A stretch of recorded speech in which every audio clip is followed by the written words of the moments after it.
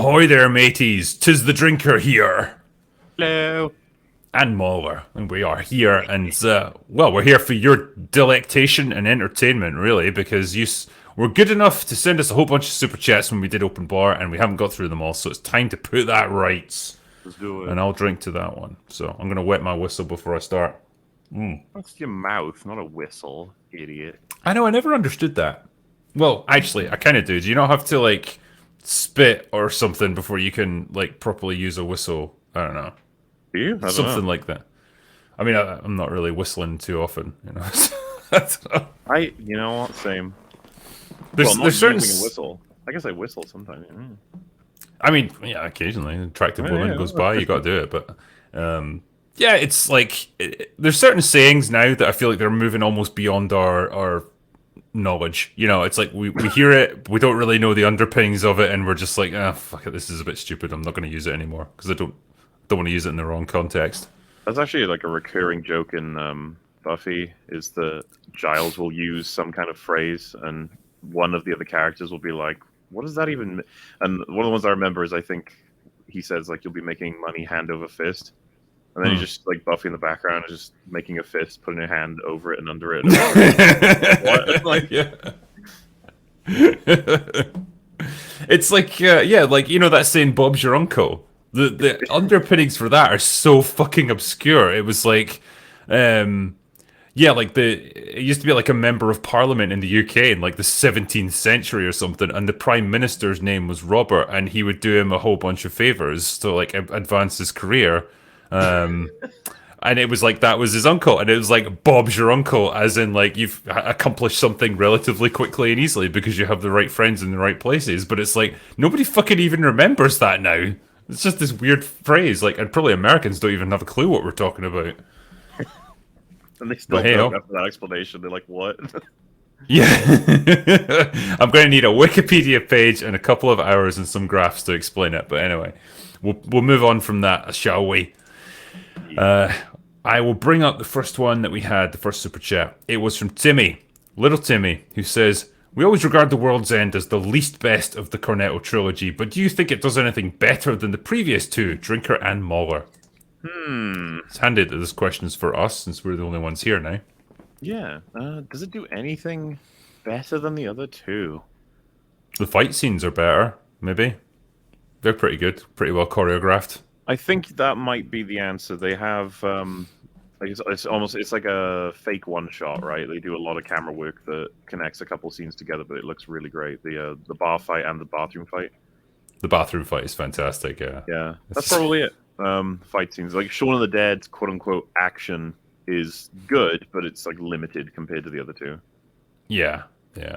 I love the premise of World's End that like you get more powerful and better at fighting the more drunk you get. It's really good. I fucking hate this town. I still maintain like one of the biggest laughs to the point where I was crying that I got was from that movie where he just punches through a glass wall. He's like, nobody knows what's going on, so fuck it. Yeah. Oh, there's so many good jokes. Final Morpheus says, we forget how much the villain brought to the first John Wick. He brings all of the gravitas to John's legend. They're in conflict because the antagonist doesn't want his son to be killed by the protagonist. Quite unique, in my opinion. Yeah, it's very true, actually. He's brilliant, and he's not going to be topped anytime soon, apparently, because they keep bringing in these generic fucking businessman types who are all cowards. Like, that's their deal. Just like, ugh. Yeah. I think Bill Skarsgård was a perfect example of that. Like, what does he do for the most part except stand around in like really like lavish, you know, formal outfits and stuff? Just kind of looking cool, looming over people, but he doesn't really do anything. And you find out he's kind of a pussy. Yeah, we've done it like already. The fucking John Wick 2 guy was so lame. And I've said it before, but I'll say it again. Peter Stormare was the bad guy in the prologue of John Wick 2. It's like, why wasn't he the villain for the film? Yeah. He's Stormare. He's great. He's always great. And he's like Vigo's brother. It's like you've got all the motivation you need. Right there. He's such a funny actor, that as well. He's just the guy who crops up in everything, but you don't really like remember him. You know, it's just like I always like it when I see him, though. Yeah. Remember he was in Constantine as well. He was like the devil, right? He was the devil. Yeah. You remember him in Bad Boys 2? Christ, now Very you're asking. strange reference because I think it's like Johnny Tapia is the bad guy in that movie. I don't know why I remember that. But he's made like a deal with the Russians, and Stormy is one of them. Oh, okay. I think as a threat, they like kill one of his friends while making the deal or something. Yeah, he's like the creator of the I don't know what. But the point was just going to be he gets so pissed off that he killed his friend, he gets super drunk and then just wanders into his house and starts shooting everyone there. Okay. Like I kind of want to rewatch that movie to find out if it's any good. Because it's it's Michael Bay, right? But yeah. The thing is, yeah, I remember the action scenes being pretty decent, and yeah, there's a certain there's just a look to Michael Bay movies that I quite appreciate. You know, Yeah. he's great at getting like the hero shots of the camera panning around the main actors, and it always seems to be like sunset or whatever in his movies. Like they just look pretty nice. But And he yeah, he, like cut his teeth doing like car adverts, I think. And then he like right, started doing yeah, more and more extravagant ones. And it's like you should just do a film. yeah. The rest is Don't write history. them though, Michael. Like, please. Yeah, and let go of the shaky cam, please. Ugh. Bandit Red says John Wick is anime, and by the way, Attack on Titan is the least anime of all the ones that I've seen, if that makes sense. It also might be the best show that I've seen. Wow. Best The one least is the anime. least anime. Yeah, that's interesting. Pyro Ronpa says, Hey Dave, since you've been reviewing dystopian movies, any thoughts on reviewing MILF Manor? Now that's a true dystopia. That True. I've never watched it, but from what I've heard from guys like Az, it's like literally the downfall of Western society. It's like this is it. This is the low point of our The culture. rock bottom, yeah. Does it get worse than Yeah. that? I don't think so. I mean, it maybe like Necrophilia Mansion or something. Like Yeah, that's okay. that's Hoping we pretty don't much get the there, next. but, yeah. Yeah, it's only a matter of time. Yeah. Do you remember? This is such a random one, but you remember RoboCop 2? There's like a game show, and it's literally just a guy crawling up like a rope, trying to grab money as he goes, and there's like Dobermans at his feet, like trying to like bite him as he's climbing up it. And it, like I'm Yeah. sure he's on fire or something as well. I was like, that's where we're heading towards. Just like the lowest Give it common time, denominator. yeah. Squid Game, right? Yeah. Yeah. Jar of Mayo says, why is that Birdcage or Tu Wong Fu works but Bros doesn't? Are people more critical now compared to back then? I don't know. I mean, I haven't seen Bros, so I mean, I've heard it's garbage, but I'm not sure. Yeah, I mean, from the few jokes I saw from like the trailer or whatever, I was like, holy shit, this isn't funny. Yeah. And like, yeah, I've got no particular desire to see it, so I guess I'll never know. Scott Philbin says, coming soon to the John Wick extended universe, Joan Wick, John's 22-year-old daughter dragged into the action against her will to save her dad, and Joni Wick, John's mum, who kicks ass and takes names when she is forced to save John from assassins. I mean, Don't be surprised when they do it, because they probably will. the thing is, the John Wick series is overseen by people who I don't think would do that because they never like cuck him in his own series, as far as I'm aware. But yeah, if this was in the hands of fucking Disney or something, yeah, you can guarantee they would do that. Frankie Burgos says, "What did you guys think of the callback? Sorry, the callback to the movie The Warriors in John Wick 4. Do you think it's a nice nod or a shameless ripoff?" I don't know. What's the nod? I remember someone mentioning this when we covered it on EFAP. I forget which scene it was, but I mean, the fact that I can't even place it in the movie suggests it probably didn't make a huge impact on me. So maybe yeah, that's my fault. fine, I guess. Yeah, yeah. It's like, well, I don't remember it, but yeah, it sounds fine. Richard Alexander says maybe pastiche is intentional since we're reaching 100+ years of film history. The new generation won't be familiar with the classics that it references. God, that's a scary thought, isn't it? It's going to happen more. That's on everyone to go back and watch classics, right? Yeah. It's why that's why we don't want remakes for a lot of movies. Well, that's the thing. Do you then end up, with a bigger and bigger list of classic movies that you apparently must see? Because obviously, each decade is going to add to the list. Like even if maybe now we're adding fewer and fewer movies, there might be some things that are going to be looked back on fondly as I classic think films ultimately. inevitably, as time goes on, like less and less from any particular year will be remembered. Only a few will like stand. You know, like Lord of the Rings, that's never going away. Hmm.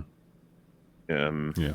but you know, the films of X year would have then inspired X plus one, and then X2 is inspired by X1, and X3 by two, and as time goes on, that first year, maybe like one or two films are remembered until like of the first like fucking 20 films that were made. Does anyone even know anything about them?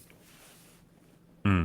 That I'm sure that people are. I just mean that as time goes on, yeah, the less a lot are remembered, and the more I guess classics are filtered out and in, so to speak. Or censored out Because I mean, potentially. I would say Interstellar, right? When it came out, everybody was like, "That film was fucking incredible, instant classic, Nolan masterpiece." These days, I think it's pretty 50-50. A lot of people are like, "Well, it really looked good." It's like Bioshock Infinite. Some It's I classic always status doesn't remain, I guess is what I'm saying. I always find it interesting actually films that can do that. They somehow weave that spell over the audience where they convince people that they're amazing, and it's only like I guess with the benefit of hindsight or just distance and time to mull it over that the more you think about it, you're like, oh, that was actually Yeah, I kind of think so. shit. You know, like TFA, right? I mean, I suppose so. Yeah, like It I was don't. that I don't was suppose there was too many lauded when people. it came out. Was it though? I I mean, I mean, know there was a Drinker, I made a massive whole crowd. series about this. Like, Well, I I did know a it's. compilation of a million reviews saying it was the most incredible movie ever. I know, but then how many of them were just shill fucking sites that are just gonna like pump up anything that came out? You know what I Well, I mean? mean, Like you know, the we're talking 2015, right? A time where things seemed simpler and people. I mean, I would argue the same thing's happening right now with like Mando. Like, I'm not even talking about season three. I'm saying like season one and two. Everyone was very hyped when those came out, but more time goes on, I'm pretty sure more people would be like, yeah, they weren't that good. They were fine. And then as more time goes on and on and on, he'll be like, yeah, Mando's shit. He'll be like, oh, yeah.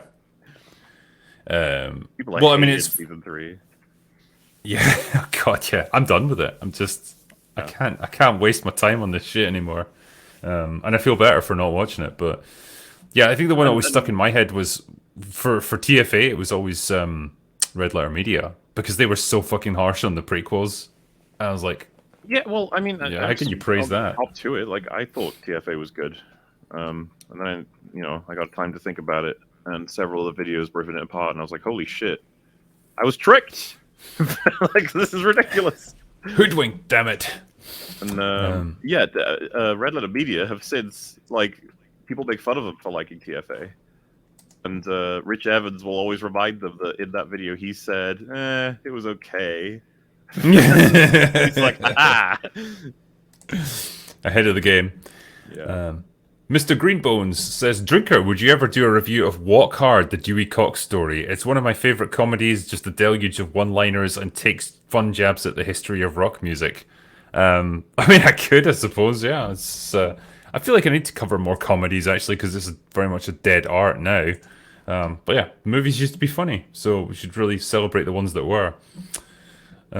Zach Winters says, as someone who hates Friends, How I Met Your Mother, though flawed, is a mature and the best sitcom.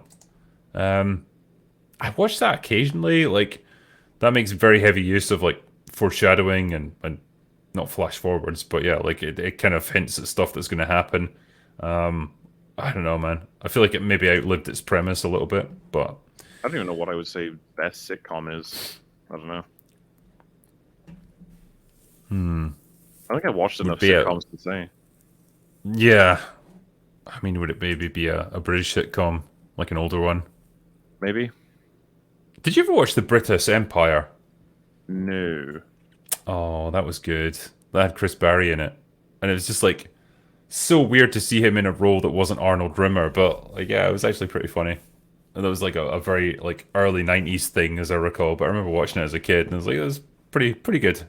She manages like a leisure center or some stupid something like that, you know. Anyway, Tim Weber says, "What are y'all drinking? I've got a barrel of Dovetail 122 proof whilst I try to play Resident Evil 4. Keep up the great work. I mean, yeah, it's a proven fact that getting drunk makes you better at Resident Evil 4, so I say go for it. True. Tonight, I am drinking Aberlour whiskey, so that's going down very smooth. I can't remember what I was even on the other night. I think it was just beer, Wow. but that was That'll fine. do it. What about you? Have you got anything on the go tonight, or are you just No, I'm just chilling. We're gonna go to sleep after chilling? this. Okay. It's been known to happen. My God, Mauler sleeps. I didn't know that was a thing. Greg Russell says, not sure if anyone has said this or not, but have you seen Pixel Joe 95's trailer for their fan edit of Kenobi? This person was a VFX worker on Andor. The trailer is on YouTube and it's amazing. Okay, cool. I mean, I believe that you can cut together a good trailer of Kenobi. It's just you can't change the fact that the show itself is a big old steaming turd. Yep. But yeah, I mean, if you can do a nice trailer, that's good. Shows us what we could have had. Map L says, at what point do you think a fictional object falls into a magical bullshit device category, and when does it get a pass, i.e. the ring from Lord of the Rings? I I think for me, it falls into that category when it's clearly just there to do what the plot needs it to do. You know, it's like it was invented for this one specific situation. Yeah, like a good example, I guess, might be Kang's ship from Ant-Man and the Wasp: Quantumania, where it's got this bizarre telekinetic ability where if you touch it, you get the memories of Kang just like projected into your head. Why? Don't know, but it needed to happen so that Michelle Pfeiffer could know what he was and what he'd done. That's a magical bullshit device because it doesn't mean anything apart from that one moment. Yeah, and it would be cool to get like a whole listing of like the pros and cons of each sort of item to figure out what the system is, because I believe that there definitely is one that exists, but I don't know what it is off the top of my head. But the one you just mentioned, like my main issues with it are just what everyone highlights. It's like, why in the fuck would you build a ship that whoever touches it gets inside your brain? What? Like that doesn't make any sense at all. That's just the worst design ever. Like, it's like, yeah, but we need it to be that way. It's like, oh. Well, another example, right? It doesn't even have to be a device that's built, like the magical bullshit herb from Black Panther, where it's like you take it once and it makes you super powerful for the rest of your life.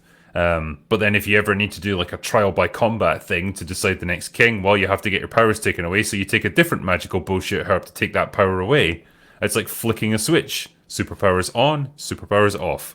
That is an absolute magical bullshit plot device that's just put into the story because it needs to happen. So yeah, that would be that.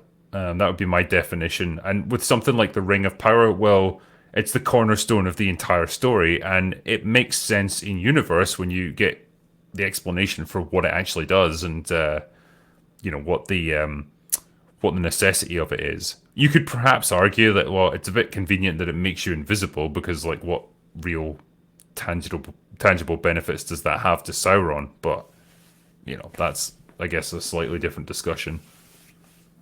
It's not really. I don't know if it even implies that it would make him invisible, or if it just happens to like lesser beings.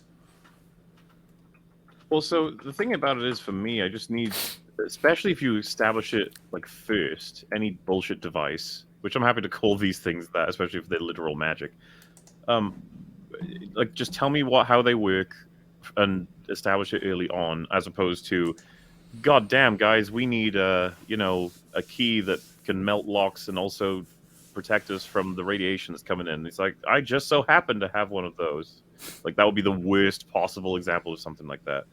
But even then, if they established that device right at the beginning of the story, we'd all be like, it protects you from radiation and melts locks. Yeah, just keep that in mind. Anyway, and you're just like, okay. This is like the worst version of what they do in Shaun of the Dead, where they're like, the bar's called the Winchester. It's named after the gun above the bar. And he's like, that's deactivated. You know, like that. Yeah, and it's a great payoff. Yeah. Yeah. But dogs can look up. That's the kind of like scale you get. There's all kinds of executions of this. Yeah. I always, I don't know if you ever watched that Red Dwarf episode where they get like Lister gets injected with the luck virus, and so it's like they need all this complex technical gear, and it's like, because he's been infected with good luck, it's just like, oh, you mean one of these? And it's like like this computer that's like a one of a kind thing that he just happens to find it lying about in a corridor, and Cat's like, "Wow, what a stroke of luck!" It's great. By the Uh, way, it was on my mind because you brought it up, and I was like, I know there's an explanation for this. Actually, I think I've heard it, and so I was just going to read it out for you because I know that there'll be people who are listening to this will be furious if I didn't. okay. You got in an interview, it was said that Sauron can give himself a body and interact with the physical world. When someone else puts on the ring, they enter the wraith world. A wraith is a ghost or a ghost-like image Hmm. of someone, sometimes defined as a wisp or a faint trace of something. So the wraith world's like a ghost or spirit world. When wearing the ring, beings of the physical world are transported into the spiritual world, and in the spiritual world, beings are invisible to those in the physical world. That's why Isildur, Bilbo, and Frodo become invisible when they wear the ring because they're no longer in the physical world, which they still are because they bump into people. Yeah, exactly. And they But could be killed. yes, but I would say that's a good enough explanation for why they can't be seen, so they're entering the other, and that's why when you see the Witch King, he looks like a man, or at least like a demon man instead of the way we normally see him. Hmm. Well, So you get. I think in the books as well, it explains like if you're under the influence of the ring for too long, you actually start to fade out of existence. Like you gradually merge into the wraith world, mm, and that's why the nine, like sorry, the Nazgul are invisible to normal eyes because they've transitioned into the yeah. world of the wraiths. So yeah, I mean that's Also, fine. what a great name, Nazgul. Like it's Yeah. there's so many good names. I mean, he invented an entire language, an entire culture, and yeah, there's so many awesome names for places, for beings, for like family lineages and all that stuff. It's just the imagination that must have to go into that alone is just incredible. Yeah. Next one is Navy Lax says Al Pacino in John Wick 5. Sure, wheel him out. Why not? It's Yeah, what it get is him in now. there. It's cameos doing guns or doing swords. That's what we get now. Greg Russell says, "Here's another super chat just because you all are awesome. Thank you. Listening to Open Bar always makes my mail route a little better for Thursdays. Thank you, gentlemen, for everything that you do." Aw, that's Yay. nice. It's just like a nice heartwarming comment. Yeah. Blue Collar Loser says, "Love the John Wick 4 review. Yes, it's flawed, but we could pick apart our favourite 80s and 90s action films. Face Off, The Rock, Con Air, box office shows that we need action." I think Mueller is just silently raging now. Oh God, yeah. I hate that excuse where it's like, yeah, you can do this to everything. No, you can't. Do it to Predator. Do it to Alien. Do it to Aliens. Do it to The Thing. These movies that have, well, okay, maybe I should stick to Predator, action movie, right? And Aliens, I guess that works. Hmm. And the fucking script in these movies is so good, and the action's good. Ain't that neat that we can have both? It's nice when that happens. We got Hot Fuzz. We were just mentioning, like the action. That's awesome, and it's also got an incredibly tight script. I Yep. want both. Gimme. Yeah. Anime and Minutos says, Drinker, congrats on basically being the biggest movie reviewer on YouTube. Oh, thanks. But that has made you the target of the insanity of r/saltier than crate. Hmm? That I read it for him. Oh well, I guess that would be a subreddit. Yeah. What's the what? They don't like you there, is it? I don't know. I mean, I assume so. Oh well. Yeah. The wonderful people of Reddit. You can always go there for a balanced Because view of things. I'm hated on most of Reddit, so it's fine. You destroyed film criticism, Mauler. Hope you're proud of Oh, it's yourself. been said many times that I killed it.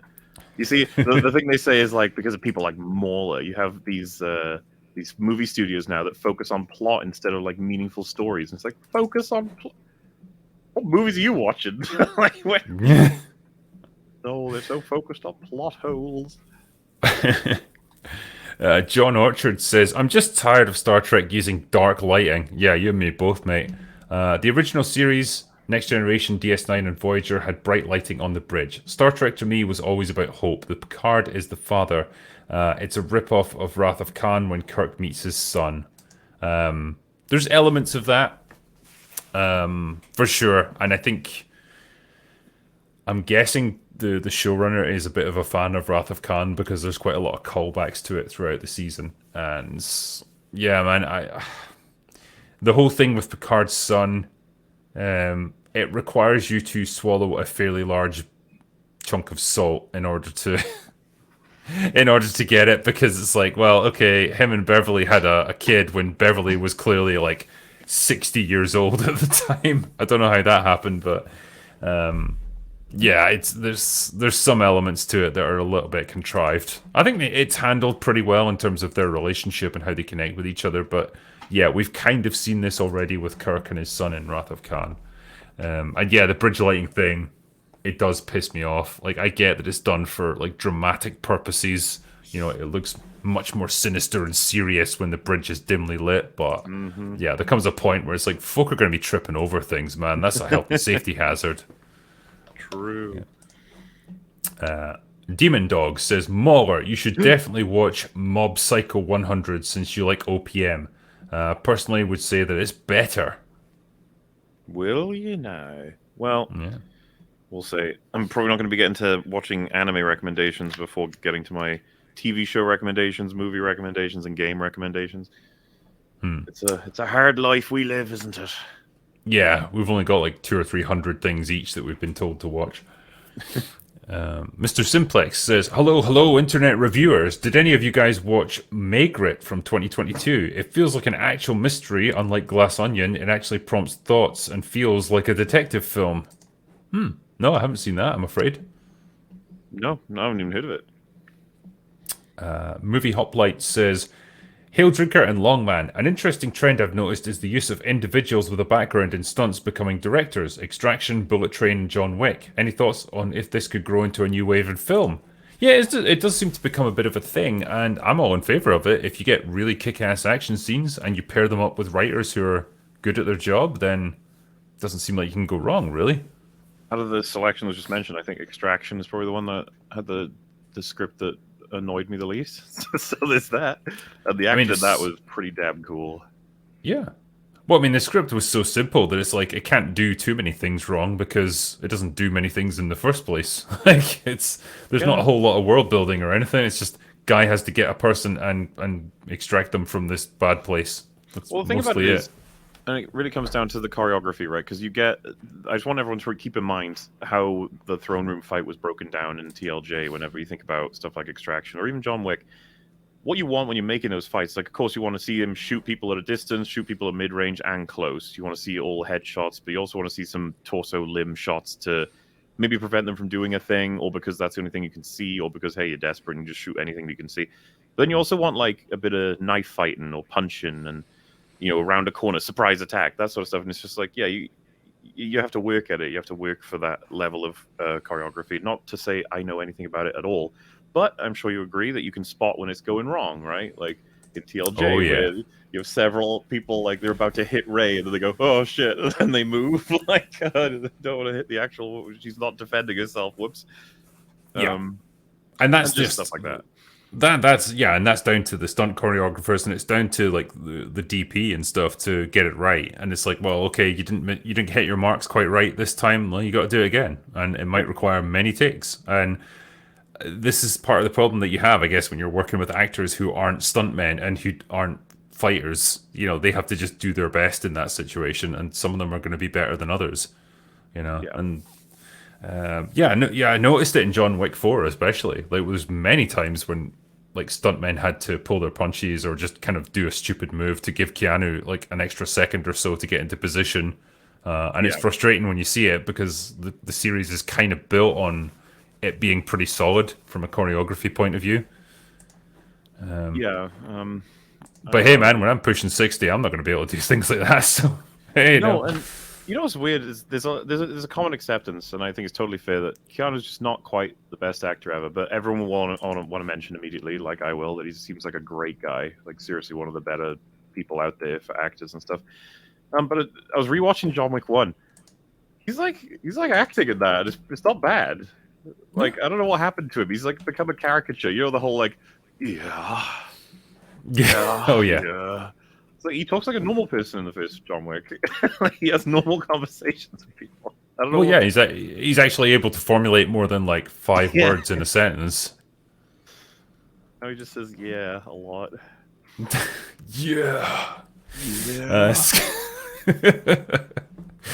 Scruffy Pumpkin says, "Love the show. Would you mind making these streams unlisted rather than private? Always want to watch later and seem to get blocked by YouTube. Cheers." Yeah, I do now. I think it was only once or twice that I put it to private just by mistake. So You did one sorry. recently, and people complaining of me again. It's like I can't do anything about it. He's in control of those things. Mauler was messaging me constantly, like, "Please put it to unlisted," and I was like, "No."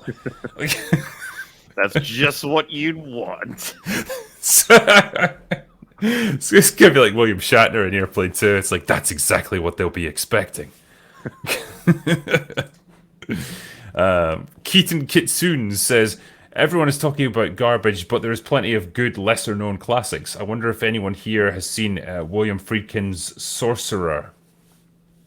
I don't believe I have. So, Nope. yeah. Yeah, I mean, there's always a million movies that people can recommend, I guess. John Orchard says, "Live long and prosper, not live long discovery." Yes, we hope that's done soon. But hey, we're getting a new Star Trek show, which sounds terrible. Yeah, it's going to be like a group of teenagers going through Starfleet Academy and having to contend with hormones and relationships, and yeah, and it's just like, you know that image of Wojak with his face has just been ripped off. Yeah. It's like, that's what I feel like. Like, why won't you learn from your fucking mistakes, you morons? Bass player says, "It's okay, little platoon. Everyone is allowed one bad take, just like Mauler's The Last Airbender take." Oof. Well, then how brutal. many bad takes have I got now? Jeez, you guys are gonna have to be generous with me, okay? Thinking Man's counterpart says, "Little Platoon, caught your first two streams with Movie Cynic, and it's a bit of a rocky start in my opinion, but I'm hoping you find your feet and have a good one going forwards. Also, avoid D&D." Ooh, interesting. I quite liked it. So that's me on record as saying it was not a bad movie. And yeah, man, when it comes to running your own live stream, it's a learning process for sure. My first batch of them were horrendous because whether it was technical problems or not knowing what to talk about or whatever, man, it takes time to find what you enjoy doing and what works, for you. You got there in the end. Somehow, yeah, here we are. But yeah, give the guy a break, he'll get there. Sam Wallace Art says, "Can't wait for Muller to hit up The Last of Us criticisms. I'm sure it will be completely unifying and uncontroversial with the chat." No, we've already done them in the EFAP TV episodes. We go over a lot of criticisms, some fucking bizarre ones. I'll say that much. But you know what? It's great. It's nice to have chats about things we disagree on. Everyone. Yeah. Spencer Corpus says, "Last week someone recommended the Galaxy's Edge book series. I picked it up and it's really good and free on Audible right now. Thanks to whoever recommended." Okay, nice. Thomas Hulse says, "Greetings, Drinker, Mauler, and any panel that remain. Full stop. Question for all: what prop would you love to own from the first two Terminator or Alien movies? No ships, fellas. Small enough that you have to be able to fit it in a footlocker or be able to carry it. So what prop would you like to have?" I mean, a Terminator skull would be pretty cool. That'd be good, yeah. Hold on, I think I've got my prop that I wanted anyway. Hold on. Well, while he's doing that, I'll just go do do do do do do do do do. Yeah, there we go. I got my own personal pulse rifle here. Hey. There you go. Look at that. Yeah, it started out life as a Nerf gun, believe it or not, and you can respray them and like take out the logos and stuff, and eventually you end up with a pretty good replica of a pulse rifle, and it even has the digital ammo counter on it, which you can probably see there. Just kind of, yeah. How come they don't come in those colors then? I don't know if it looks too much like an actual gun. Oh, is that So- like what they're doing? They're like, oh, this is not a pulse rifle. This is a different thing. No, I mean it's marketed as a pulse rifle from Aliens, but it's like in these crazy like bright yellow colors or whatever. And yeah, clearly it's designed to look like a kid's toy gun, so the police don't think you have an actual weapon on you or whatever. Okay. And yeah, like it just requires a little bit of sanding to take the Nerf logos off them, and then Which is yeah, kind you of just nuts because like a fan-made film, you could use those and they look pretty good. I mean, honestly, like as far as I understand it, the dimensions are pretty much exact, and I can't see much difference between that and the movie props. I mean, obviously, you know, it's not going to be able to fire or anything, but like you can just, you know, you could CGI the shots in or whatever you wanted to do. But You know what? yeah, you You think about the sound the pulse rifle makes, and you can just hear it, can't you? it's beautiful. It's It's such a iconic. cool gun. Such a cool gun. But yeah, I mean, it's quite a cool thing that they did. You can pick up the Nerf version for like, I don't know, $100 or so, and then just, you know, work on it yourself. Because to get one of those previously, it would be like $500 or something for some 3D printed prop, you know. So yeah, it's kind of cool that it's available. But that'd probably be my thing of choice, I guess. Yeah. Sam Wallace Art says Lucasfilm was special in how it's what's this? How it's a big eyesore upon Disney's track record. At least Pixar is an in-house decline they can downplay. Lucasfilm is an embarrassment that they can't dance around. I mean, it's very true, I suppose. You know, you can't really argue with the box office decline of the Star Wars movies, and they haven't even produced a new one in years. So, damn, what a wasted franchise! What a wasted potential. Um, Stormtrooper Julian Caesar says, hypothetically, could George buy back Lucasfilm? I mean, hypothetically, anything's possible, I guess. Like, he could make an offer. I'm sure he wouldn't at this point in his life because isn't he in his 80s now? Uh, Late 70s, maybe. I'm not sure actually. Yeah. I mean, I don't think George would want to be in charge of a studio again. I think he's basically done with it. Yeah. It would be hilarious if he did, like, bought it back at a massive discount.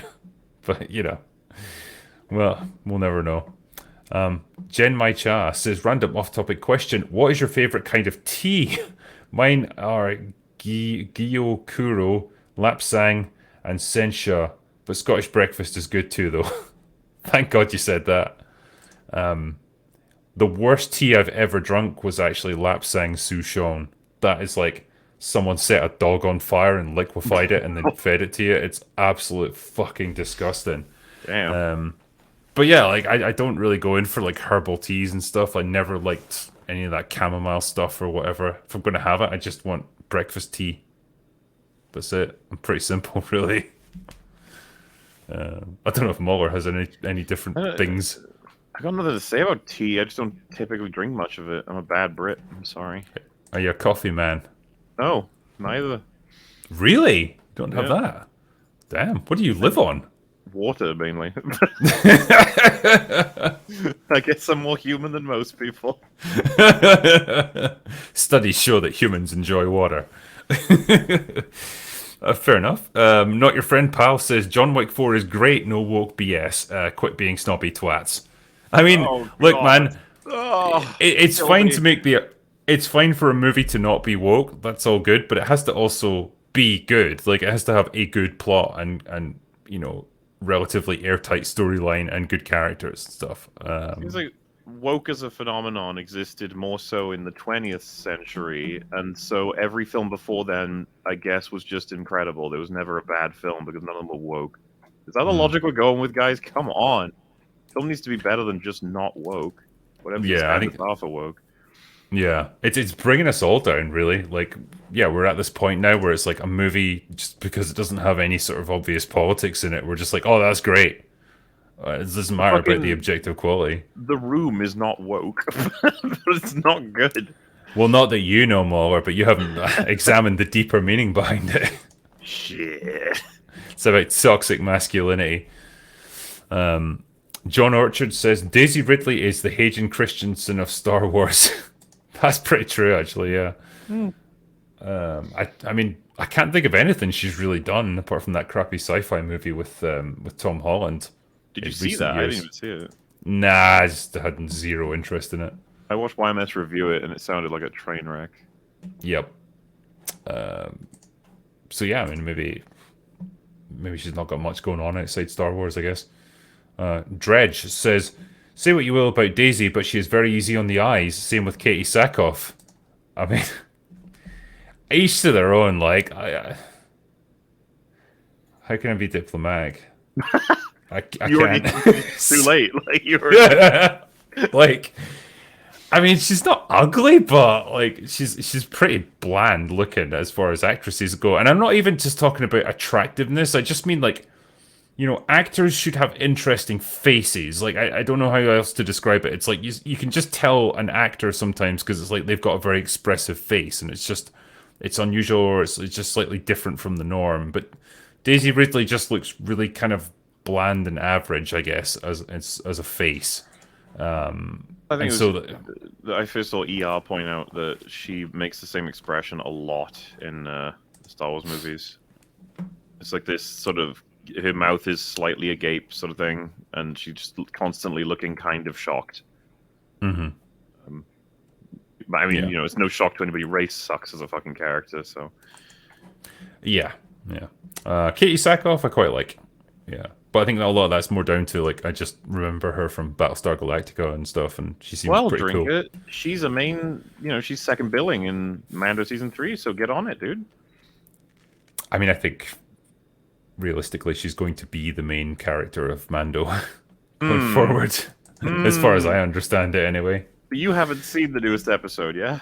That's the funny thing about Disney. I don't need to fucking see it. I know exactly where it's going. I mean, just casual information for you. We find out she is going to be uniting all of the Mandalorian clans. Oh shit, Mauler! Imagine my shock. Imagine your shock. And she's going to be the bestest goddamn Mandalorian that ever Hell lived. yeah. And Hell yeah. She's got 2 guns. She shoots them both. yep, and Jin will end up bowing down before her, I'm sure. Hell yeah. Jaded Vet says Timothy Zahn's Heir to the Empire trilogy was perfect an adaptation. Okay, cool. Stitch says your thoughts on Asteroid City trailer. I don't know. I've never seen that trailer. Asteroid City. Don't know, mate. I'm sorry. Just as a total wild tangent, are you going to watch the Tetris movie? I think it's on Freaky really, really Netflix. wants to, and so I said that I would check it out with him. I don't know when that's happening. I think it's out now, so soon Apparently, probably. they filmed bits of it in Scotland to get that bleak sort of communist Russian, look. yeah. Yeah, totally. And I can believe that because man, we've got some shitty buildings in Scotland. Like man, the 1950s and 60s did really well out of us. Timothy Finch says, "Hey Drinker, was wondering if you'd ever be interested in doing a playthrough of Bioshock Infinite. Yeah, I would just annoy Mauler. Would be great Only to if see you you do. liked it. It'd Yeah, be fine otherwise.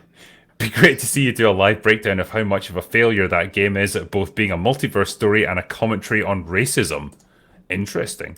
Oh god, they were cowards with the racism. They couldn't even had the balls to put one slur in that game. Yeah, yeah, I remember that bit.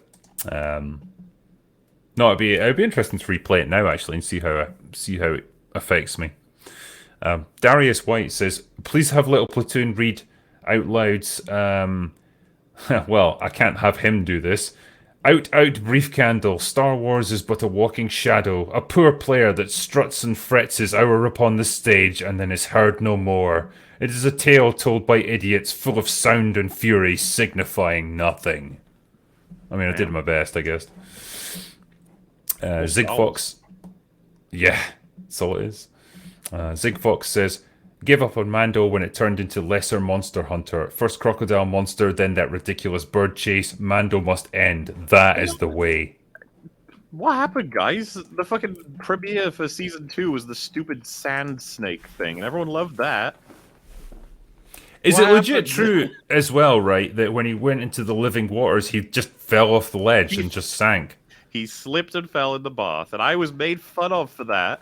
And then he confirmed it. They made it canon. It's so canon, by the way, that when they ask him, like, "Oh, well, what happened with the living waters?" Fucking Bo-Katan is there, and she goes, "Oh, he fell. He went in and fell, and I had to get him." It's I like, mean, why did you say that? There was no reason for you to tell them that. that guy fell into the water. Like, that's the fastest fall I think I've ever Yeah. seen. Like, he disappeared without a trace He within also got knocked seconds. out. He has a pressurized helmet. He slipped and fell, and somehow he was unconscious. I don't understand. Because, yeah, let's just take a moment to consider, right, what information you decide to present to your audience and what a reasonable person could infer from that, right? So if a Uh, guy walks out into a underground lake and suddenly vanishes from sight, like he was pulled under, like so quickly, and your secondary character swims down like at least half a mile underwater by the looks of things to rescue him. He's fallen a long goddamn way. And yeah, as she's pulling him up, there's a giant monster thing just kind of watching them that stirs and then swims away. I think a rational person would infer, like, well, it grabbed him and pulled him under for whatever reason. yeah. And she just managed to rescue him. But no, he just slipped and fell, I guess. Well, that's the What thing, man. bullshit. Because the monster wasn't, it didn't eat him, and it wasn't bothered by them. Like when we watched it, we were like, wait, he didn't just, he didn't just fall. No fucking way, he just fell. Then the next episode was like, yeah, he just fell. Whoops. He's not. He's a bit shit at this whole like adventuring He's a thing, isn't he? bitch. And I've seen people say that that's why he's so compelling, because he doesn't like Mary Sue his way through everything. And I was just like, slipping in the bathtub is a little bit like, come on. I mean, I think he's one of the few characters I've seen who's getting worse in terms of skills as time's going on. And He character. seems to be getting less competent and less careful about If you things. remember, episode 1, he seemed to be a bounty hunter that was willing to do jobs that, weren't exactly heroic. He despised droids, and he had a strong, like, disinterest in the galactic sort of situation. These are all, like, elements of his character. They're all gone. Now he doesn't, like, care about droids at all. He'll just use them for what they're worth. Like, he doesn't have, like, a love or hate for them. Mhm. He's constantly fucking involved in all of the biggest world events going on just by chance, and he's just like, well, yeah, I guess I like good guys, so I'll help the good guys. And then, of course, you have like the whole Mandalorian stuff. Like, I don't know, this is the way water done. Just like, who is this guy? I don't even Yep. know anymore. How do you have someone become less of a character the more the seasons go on? Is that even possible? I mean, when when your main actor isn't even really involved anymore, I suppose that's a pretty strong indication. Hey, you he know. is willing to voice act from a Skype call for the rest of his life, that character, especially with the pay. Yeah. Well, there is that, I suppose, but yeah, it's a bit sad that's what we've gotten to. Milo says, ironically, commercials would make streaming services better. If they needed ad revenue, they wouldn't fund that much complete crap. After all, why invest in stuff that will never bring in ad views? That's a very good point, yeah. Hmm. Sam Wallace Art says, watch Succession. Character arcs weaving in and out of each other with solid cause and effect. Brian Cox kills it as nasty old capitalism man. I've Cool. heard that he's really good in it, and it's a good show. I kind of want Hmm. to see it. I really like Brian Uh, Cox. He's fun. yeah, like he's good. Have you seen the sort of adverts for Rabbit Hole? I think it's called. It's got like Kiefer Sutherland in it, and He's still uh, alive. he is still alive. He still looks relatively good. Yeah, Charles Dance is in it as well. Old guys that I Yeah, like. yes, exactly. And it seems to be like plans to how you destabilize a government and seize control of it and stuff. It's it's all very topical, like undermine your faith in government institutions and news media and all that, so people don't know what's true and what isn't. I've not heard of Seems this at all, but it sounds interesting. Yeah, it seemed all right. Intelligent Crayon Eater says we should call Mando the adventures of side character and cute plushie product. Very true. All the up and coming announced Lucasfilm projects, do you think are the most likely to survive to be seen by the public? So, what do we think we're going to see? Oh, Uh, didn't so Echo's been filmed, right? I mean, this is Star Wars we're talking about here, Oh, so sorry, I thought they meant Disney as a whole. Okay, so Ahsoka, we'll see that. yeah, And yeah. they're going to make Ahsoka even more important, and that's going to be really annoying, and it's not going to last, guys. I think the good faith people have for Ahsoka is already waning. Yeah, The Clone Wars people liked her. I think when she popped up, they liked her, but they're going to start realizing that Filoni's going to pack everything into her. She's probably going to fucking fight. I've heard they're going to. Have you heard about this? They're gonna show her fight with Darth Vader in her show. I mean, everyone else is giving him a total hammer, and so why not her? I'm Yeah, just so tired, man. It doesn't. It makes complete sense because Vader is Star Wars. Obi-Wan is Star Wars. Skywalker is Star Wars, Yoda is Star Wars. Like these are characters you're just going to keep on coming back to. Yep. It's just tiring. I mean, I think they'll do an Obi-Wan season 2, aren't they? Really? I thought they were. Yeah, I thought they'd planned. I thought to they do were one. done with it, but was it successful? It was more successful How than do Boba you- Fett, right? Yeah, I mean, how do you define successful when it's streaming? You're never going to know the numbers. Well, so from what I understand, the viewership for Kenobi was higher than Boba Fett, and Mando is now slipped below Boba Fett. So Kenobi is the sure thing out of those as a selection now. Which is, I mean, really, he's the biggest character out of the lot, isn't he? I was just about to say, like, man, what geniuses in Star Wars managed to figure this out in Disney? You know, like, oh, which one do you think will draw the most attention? Probably the Kenobi guy. Well, let's give that one low budget. And it's like, what about that Boba Fett guy? We'll give him even lower budget. What about Mandalorian? We'll pack all of our money into Mandalorian. It's like, why? It somehow became the flagship product of their streaming shows, but like even that has fallen apart. I just can't believe they have full access to a young and spry, like not quote unquote young enough. Anyway, Ewan McGregor and Hayden Christensen. Make a fucking Clone Wars series, live action show, several seasons. Why the fuck are you not doing that? Because they're idiots, obviously. It's like the most obvious. I'm not even guaranteeing it would be good. I'm saying it would make them money. Mm. And apparently they want that, right? Or do they not? I can't tell anymore. It's difficult to discern from their actions, really. Trucker Mark says, "Hey Drinker, I was watching a travel channel in Edinburgh and it dropped by a whiskey shop called Cadenheads. Are you a VIP there?" Where the fuck is Cadenheads? I'm not even familiar with that one. Don't know. Let me see. Right, whereabouts are you at? Oh, right, so it's not a bar, it's a shop. Right.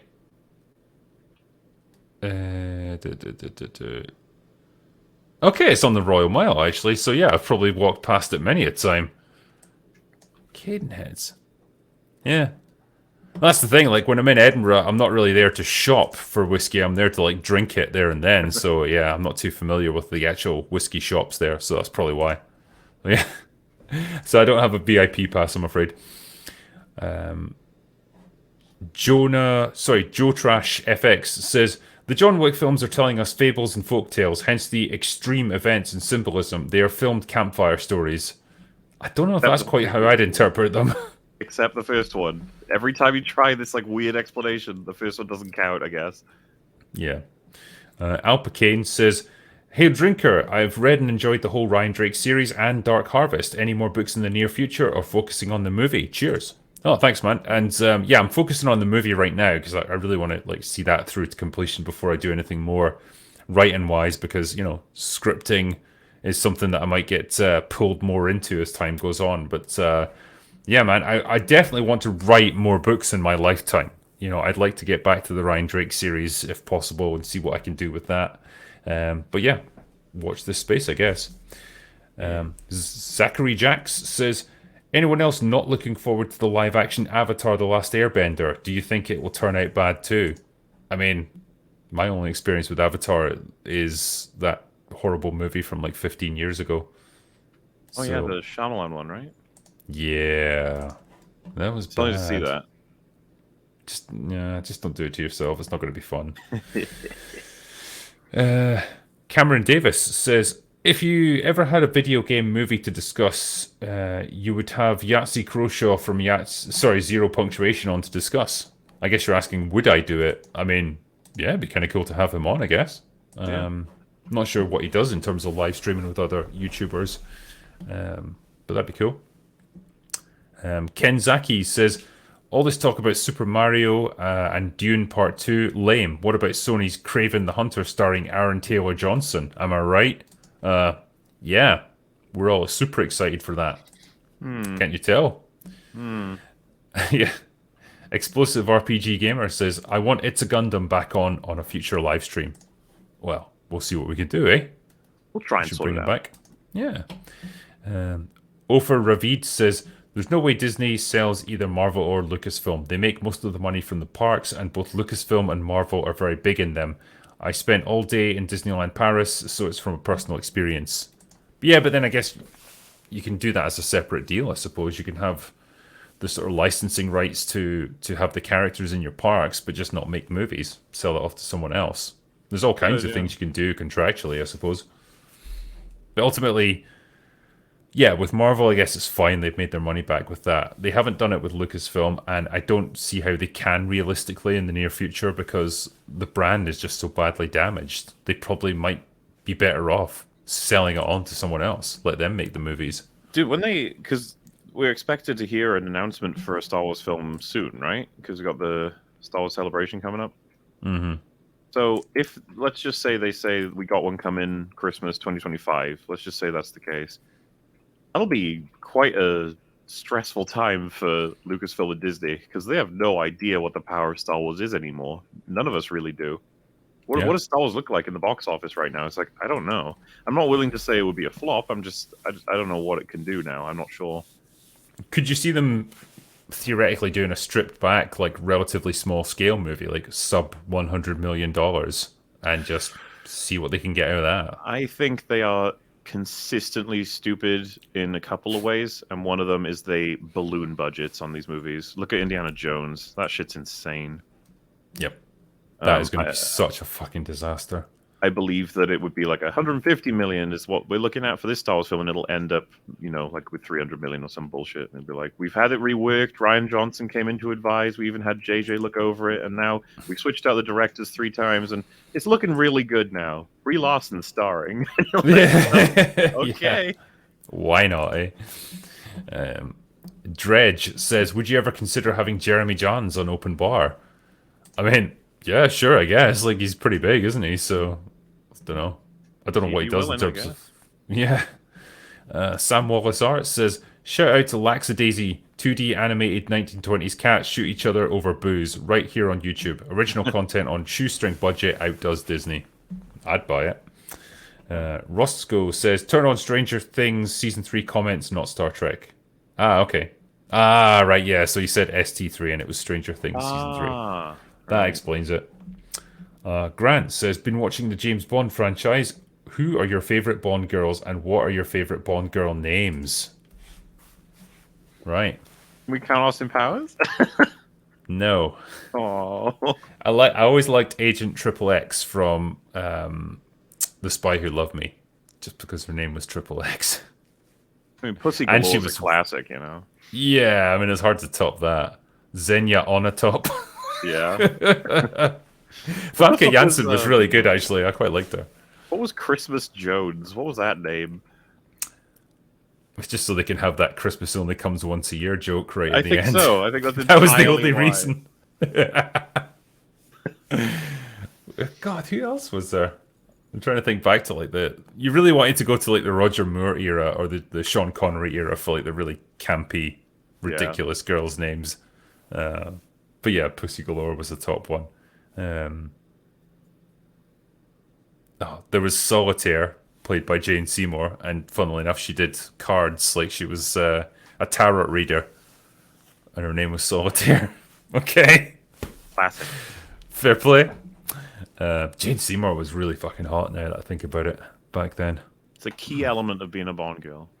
I'm gonna have to compile like Drinker's top 10 Bond girls or something. Oh yeah. Because I could rank it on a lot of different, elements. There's like pure like looks on the one hand, but there's also like what they're capable of, like how much of an impact they had on the story, how good the actress was, perhaps. Yeah, and so there's loads of different things you could do. So yeah, I'm sure I can break this down scientifically if I get enough time on it. Absolutely.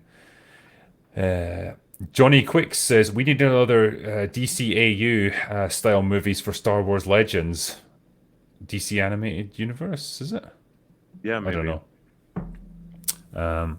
Confuciamamus says, I couldn't tell what Mahler's PFP was on mobile. I thought he was pouring a shot of whiskey right into my face. Now I see it's a film reel. I'm just going to continue believing that it's booze. Sure, yeah, believe that. For open bar, that's what it is. That's perfect, yeah. We need one of you with a bottle of something. Jeremy Johnson says, excuse me, Hey Drinker and Mower, big fan of you guys' work and usually the highlight of my shift. I have a question for the panel. What are your feelings on the DreamWorks movie Sinbad? It's one of my favorites and the definition of short but sweet. Cheers. I have to give it a rewatch. It's been so long, I can't really say. DreamWorks did Sinbad. Hold on, I need to see it quickly. Oh damn! See, I remember the old Sinbad movies from like way back in the day, like the 70s or something. Yeah, I don't think I've ever seen the DreamWorks version. Couldn't tell you about that one, mate. Sorry. The last one is from Samurai D. Phil. Says to keep the lights on and a couple of beers. Love this show. Are Disparu and Little Platoon the same person? Well, no, because we've had them on at the same time, so we know they're not. They are different. Did they ever speak at the same time? That's a good point, yeah. We never seen Little Platoon's actual face, because he's not on camera. And whenever he talks, Disparu looks like he's listening, but how do we know that he's not like a ventriloquist or whatever? That's it. The conspiracy has been unmasked here. You guys have put it together. Yeah, it's, well, they're always fun guests to have on, all the same. But that was the final super chat, so we got to the end of that. Lovely jubbly. I was about to say, oh, it was a quick one. I was like, oh, it was an hour, so I don't know. Is that quick? I don't know. What's our average time? Hour to two, right? Yeah, it can totally vary. Yeah, there was that night that we took it in turns reading out the super chats, and that was about 2 hours worth, and we just had a lot, I guess. But I think we got through quite a lot the previous night, so that helped. But hey, thank you for the generosity, guys. Appreciate all these super chats as always, and hopefully we've answered them reasonably well. And I imagine the next time you see both of us, it'll be on the next open bar on Thursday, so we'll catch you there. Hell yeah. All right. Well, that's all we got for today, so go away now.